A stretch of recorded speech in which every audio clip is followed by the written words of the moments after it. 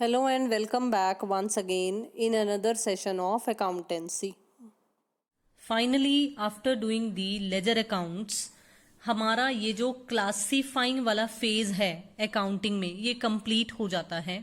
मुझे उम्मीद है कि ये जो हम साथ साथ में हमारी जो पेंडिंग चीजें हैं, जिसे मैंने आपको पहले भी बताया था कि जैसे जैसे हम चैप्टर्स में आगे बढ़ते जाएंगे हम वैसे वैसे इन कंसेप्ट्स को क्लियर करते चले जाएंगे, क्योंकि अगर मैं अदरवाइज आपको पहले बता देती तो ये आपको कुछ भी समझ में नहीं आना था। तो हमने रिकॉर्डिंग के फेजेस कंप्लीट किए, जिसमें हमने जर्नल किया, हमने स्पेशल पर्पस की सब्सिडरी बुक्स कंप्लीट की, देन कैश बुक कंप्लीट किया था। बिल्कुल इसी तरीके से देखो हमने क्लासिफाइंग फेज में ये जो लेजर का कंसेप्ट था हमने इसे भी कवर किया।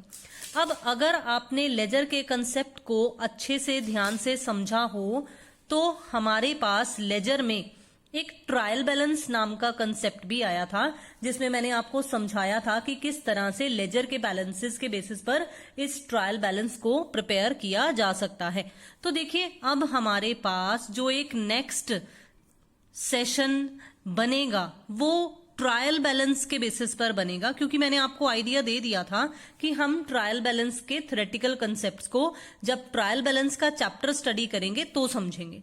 लेकिन इसे स्टार्ट करने से पहले ये एक फेज को, ये एक करेक्टरिस्टिक को समझना बहुत जरूरी है। तो समराइजिंग का मतलब क्या होता है? ये जो हम कहते हैं कि हम अकाउंटिंग इंफॉर्मेशन को हमने समराइज करना है या हमने एक सारांश की फॉर्म में प्रेजेंट करना है, तो बेसिकली ये समराइजिंग होता क्या है? Summarising is the art of presenting the classified data in the manner which is understandable and useful to management and other users of such data. हम यूजर्स पढ़ चुके हैं। अगर हम स्टार्टिंग में ये कर लेते तो आपको ये पता ही नहीं था कि यूजर्स कौन है, लेकिन जब हमने बेसिक मीनिंग्स कवर किए थे स्टार्टिंग में तो हम यूजर्स ऑफ अकाउंटिंग इंफॉर्मेशन पढ़ चुके हैं। आपको पता है कि क्रेडिटर्स भी इंटरेस्टेड होते हैं, जो मनी लेंडर्स होते हैं वो भी इंटरेस्टेड होते हैं, बैंक्स हैं, गवर्नमेंट्स हैं, ये सब, इवन जो बिजनेसमैन है वो खुद, एम्प्लॉयज है जो वो भी, सप्लायर्स हैं, वो सब मैनेजमेंट की इस अकाउंटिंग इंफॉर्मेशन में इंटरेस्टेड होते हैं।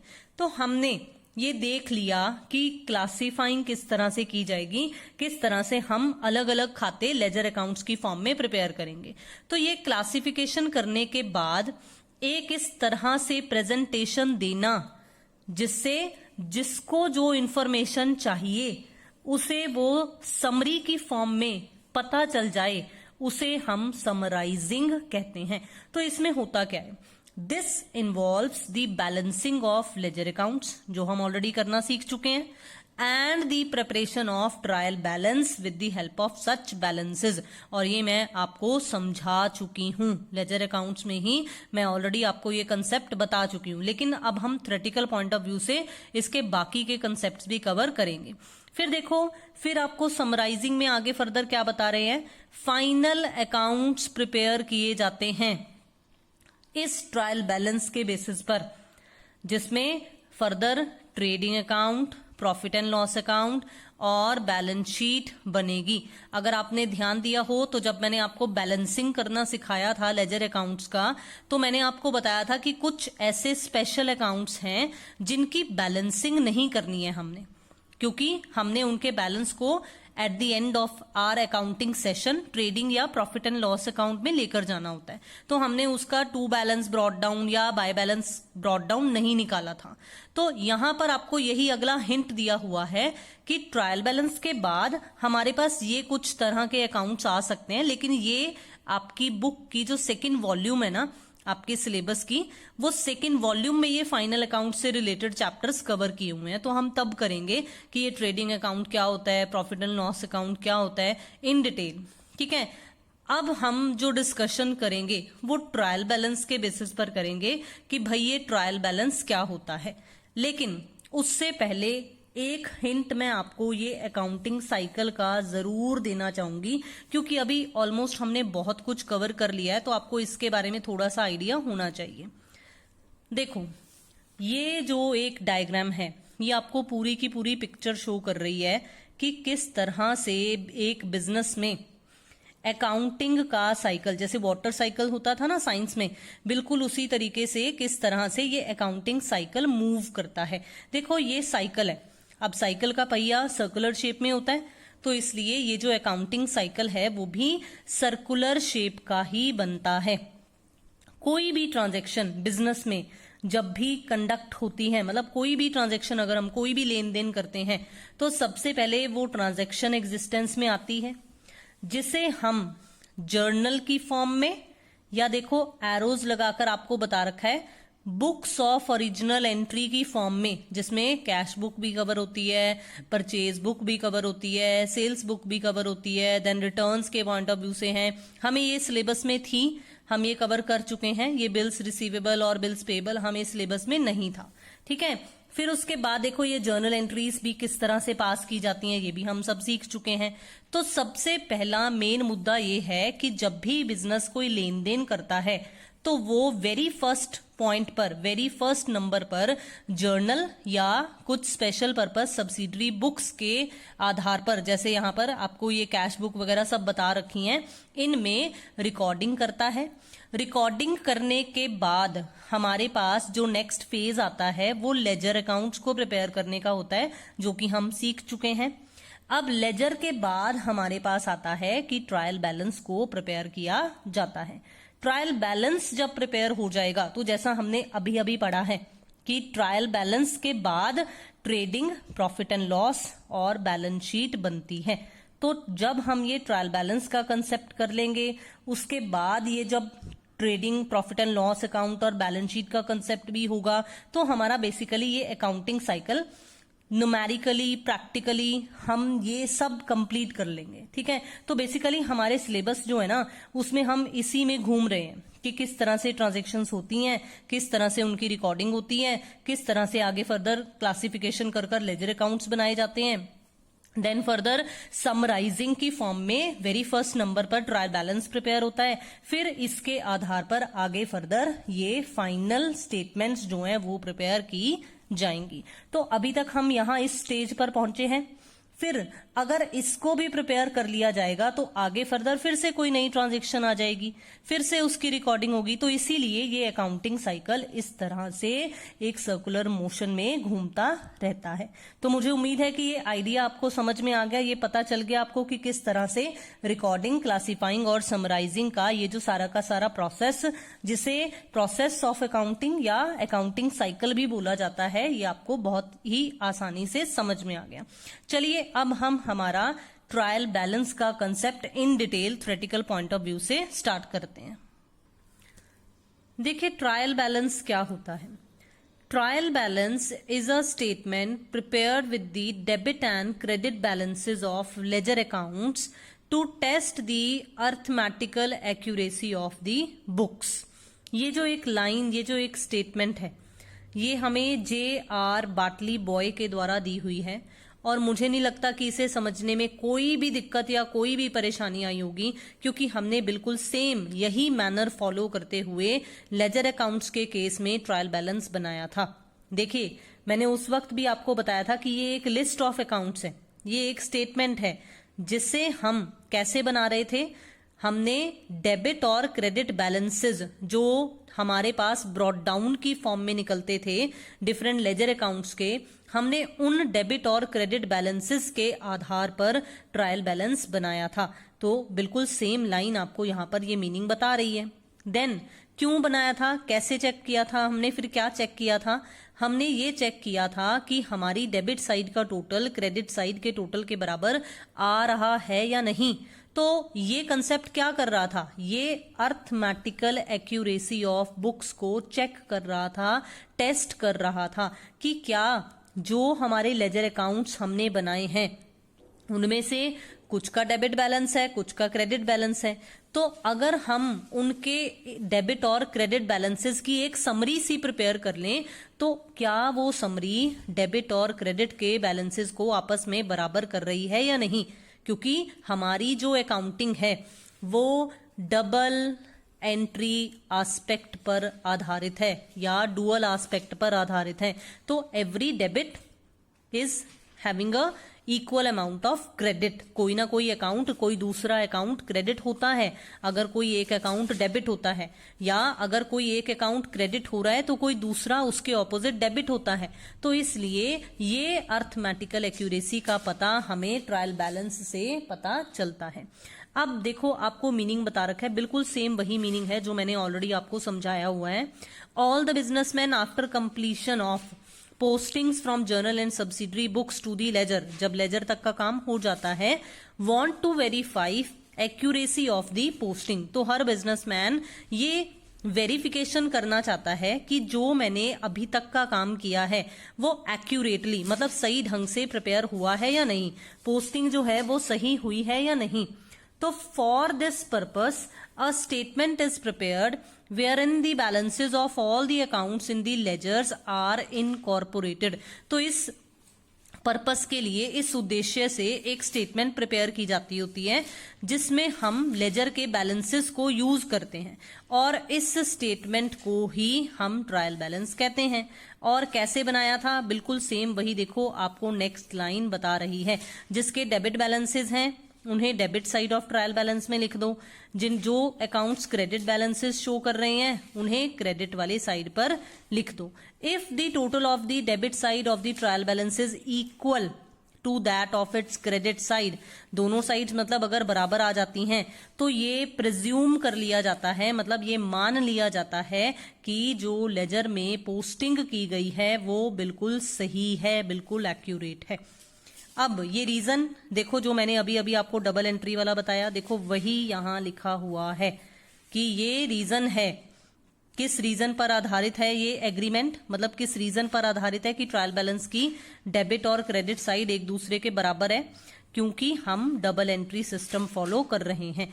हर ट्रांजैक्शन के दो पहलू होते हैं और दोनों पहलुओं को जब हम एक्यूरेटली रिकॉर्ड कर लेते हैं तो इसका मतलब यही है कि हमारा जो ट्रायल बैलेंस है वो अर्थमेटिकल एक्यूरेसी पर खरा उतर रहा है। तो if the total of both the sides of a trial balance are equal, अगर दोनों साइड्स का टोटल बराबर आ जाता है तो इट इज प्रूव्ड। तो ये प्रूव हो जाता है कि बुक्स जो हैं एटलीस्ट, अब याद रखना एटलीस्ट लिखा गया है, फुल फ्लेज नहीं कहा गया आपको कि सही बनी है, एटलीस्ट कहा गया है कि एटलीस्ट अर्थमेटिकली हमारी जो बुक्स हैं वो सही प्रिपेयर हुई हैं।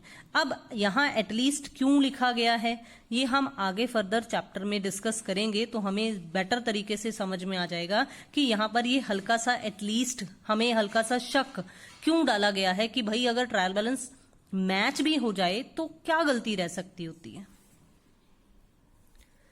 चलिए अब डिस्कस करते हैं what are the important features और characteristics of a trial balance की जो ये एक ट्रायल बैलेंस तलपट बनकर तैयार होता है, इसके बेसिकली फीचर्स कौन कौन से हैं।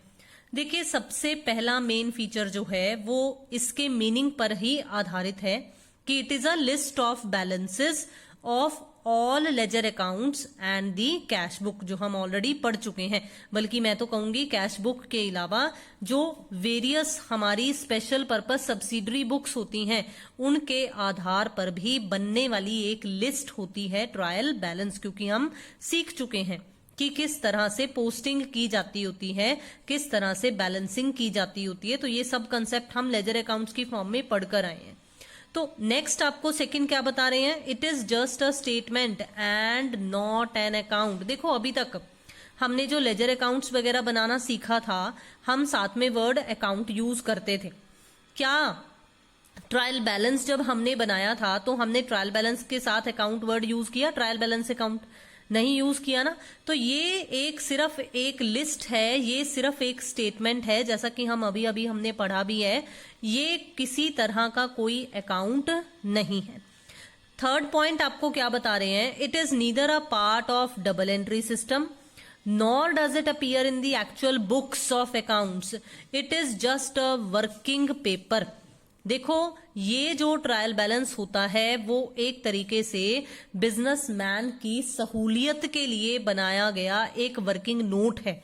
ये डबल एंट्री सिस्टम का पार्ट नहीं है, ये बुक्स ऑफ अकाउंट्स में कहीं पर भी अपीयर नहीं होता। ये सिर्फ जो लेजर अकाउंट्स तक का हमने प्रोसेस फॉलो कर कर अकाउंट्स प्रिपेयर किए हैं, सिर्फ वहां तक की एक्यूरेसी चेक करने के लिए एक रफ वर्किंग पेपर है। Next, it can be prepared at any time during the accounting period. मतलब अब अकाउंटिंग पीरियड क्या होता है ये हम पढ़ चुके हैं, ये हम जानते हैं, हमने वो डिफरेंट कंसेप्ट्स एंड कन्वेंशंस के अंडर ये अकाउंटिंग पीरियड का मीनिंग बहुत ही अच्छे तरीके से समझा हुआ है। तो वो जो 12 महीनों का एक टाइम पीरियड होता है बिजनेस का, उन 12 महीनों के दौरान कभी भी किसी भी वक्त ये ट्रायल बैलेंस प्रिपेयर किया जा सकता है, लेकिन यूजुअली ज्यादातर आमतौर पर इसे eight the end of accounting year he prepare किया जाता है, क्योंकि हमने थोड़ी देर पहले ही थ्योरी के कंसेप्ट में पढ़ा है कि इसके आधार पर बाद में trial balance trading account, profit and loss account और बैलेंस शीट बनकर तैयार होनी होती है। तो देखो आपको यहां पर यही बात लिखी हुई है कि before preparing the final accounts, जो मैंने अभी अभी नाम लिए थे, उनकी प्रिपरेशन से पहले जनरली ये eight the end of accounting year he prepare किया जाता है, क्योंकि इसी के आधार पर फिर वो फाइनल अकाउंट्स बनकर तैयार होते हैं। तो इसलिए आमतौर पर ये eight the end of accounting year he prepare होता है। लेकिन अदरवाइज अगर हम चाहें, अगर हम कभी भी in between arithmetical accuracy check करना चाहें, देखना चाहें कि अभी तक के जो लेजर अकाउंट्स बने हैं वो सही बन रहे हैं या नहीं, डेबिट और क्रेडिट टोटल आपस में बराबर हो रहा है या नहीं, तो उसके लिए हम कभी भी इन बिटवीन ये ट्रायल बैलेंस बनाकर देख सकते हैं। Fifth point, it is always prepared on a particular date and not a particular period. देखो ये बहुत अच्छा पॉइंट है कि ये जो ट्रायल बैलेंस है वो एक पर्टिकुलर डेट, मतलब जैसे मान लो कि अगर मैंने आज ये वीडियो पोस्ट करनी है तो आज अगर 20 अक्टूबर 2020 है, तो अगर मैं चाहूं तो मैं 20 अक्टूबर 2020 तक का बैलेंस देखूंगी कि यहां तक की डेट के डेबिट बैलेंसेस क्रेडिट बैलेंसेस के बराबर हैं या नहीं। ये इस टाइम पीरियड के लिए नहीं है, किसी पर्टिकुलर टाइम पीरियड के लिए नहीं है, ये किसी पर्टिकुलर डेट के लिए प्रिपेयर किया जाता है, एक पर्टिकुलर ड्यूरेशन तक के लिए ये प्रिपेयर किया जाता है। It is prepared to check the arithmetical accuracy of the ledger accounts. ये हम बहुत ही आसानी से समझ चुके हैं, हमने ट्रायल बैलेंस प्रिपेयर भी किया था लेजर अकाउंट्स में। अगर आपने अभी तक ये लेजर अकाउंट्स का कंसेप्ट नहीं समझे हैं तो प्लीज जल्दी से वो जरूर चेक कीजिए। आपको डिस्क्रिप्शन बॉक्स में अर्लियर वीडियोस के लिंक्स अवेलेबल हैं, प्रोवाइड करवाए गए हैं, वो जल्दी से जरूर चेक कीजिए और फिर इस ट्रायल बैलेंस के कंसेप्ट को बहुत ही आसानी से समझिए। If the books are arithmetically accurate, the total of all debit balances of a trial balance will be equal to the total of all credit balances। तो ये अगर आपने न्यूमेरिकली, फिर से मैं कहूंगी, ट्रायल बैलेंस बनाना समझा है तो आपको ये बहुत ही आसानी से समझ में आ जाएगा कि भाई डेबिट का बैलेंस सभी लेजर अकाउंट्स डेबिट बैलेंसेस वाले उनका टोटल क्रेडिट बैलेंसेस वाले लेजर अकाउंट्स के टोटल के बराबर आएगा ही आएगा। Last but not the least most important point, जिसके बेसिस पर हमें फाइनल्स में थ्योरेटिकल पॉइंट ऑफ व्यू से क्वेश्चन भी आ सकता है और जिसके बेसिस पर हमारा फर्दर ये आगे चैप्टर चलेगा, अ टैलिड ट्रायल बैलेंस। अब टैली होना मतलब, टैली का मतलब है कि डेबिट का टोटल क्रेडिट के टोटल के बराबर होना, जो हमने ये 7th पॉइंट में बोला था। मतलब एक्यूरेसी होना, अर्थमेटिकल एक्यूरेसी होना is not a conclusive proof. ये पुख्ता प्रूफ नहीं है कि बुक्स ऑफ अकाउंट्स सही एक्यूरेटली प्रिपेयर हो रही हैं, सिंस क्योंकि certain types of errors remain even when the trial balance tallies. अगर ट्रायल बैलेंस टैली हो जाता है, अगर ट्रायल बैलेंस मैच भी हो जाता है, तब भी कुछ टाइप्स ऑफ एरर्स जो हैं वो आइडेंटिफाई करनी पड़ सकती हैं। मतलब कुछ अनआइडेंटिफाइड एरर्स हो सकती हैं जिनकी खोज हमें करना पड़ सकता है।